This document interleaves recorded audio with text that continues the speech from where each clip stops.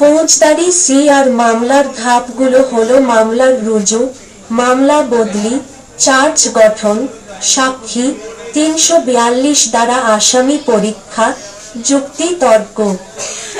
রায় ১। মামলার রুজু ফৌজদারি কার্যবিধির ২০০ ধারা মোতাবেক ম্যাজিস্ট্রেটের নিকট বাদী শপথ গ্রহণ পূর্বক বাদী জবানবন্দি প্রদানের মাধ্যমে নালিশি মামলা বা সি.আর. মামলা দায়ের করা হয়। ক. সমন।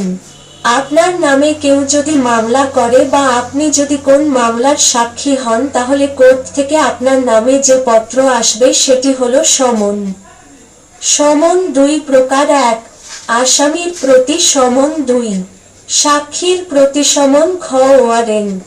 কোন ব্যক্তিকে গ্রেফতার করতে হলে উক্ত ব্যক্তির নাম, ঠিকানা সহ মামলার নম্বর ও অপরাধের ধারা এবং তামিলকারী অফিসারের নাম, পদবি সহ উল্লেখ করে বিচারক কর্তৃক স্বাক্ষরিত ও সিলমোহরযুক্ত আদেশনামাকে গ্রেফতারি পরোয়ানা জারি বলে। গ. তদন্ত প্রতিবেদন। ঘ. থানাকে ফ হিসেবে গ্রহণ করার আদেশ। ২. মামলা বদলি। সকল আসামি আদালতে হাজির বা গ্রেফতার না হওয়া পর্যন্ত মামলা বদলি হবে না।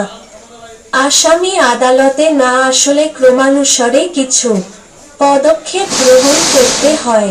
তারা চিহ্ন: গ্রেফতারি পরোয়ানা, ধারা ৭৫ থেকে ৮৬। তারা চিহ্ন: হুলিয়া ও ক্রোক, ৮৭ থেকে ৯৩। ক. তারা চিহ্ন: পত্রিকায় বিজ্ঞপ্তি। এই পদক্ষেপগুলো অনুসরণ করার পর মামলা আমলি আদালত হতে বিচারক আদালতে বদলি হবে। +৮,৮০,১৮২,৮৯,৯২,৬৬৭।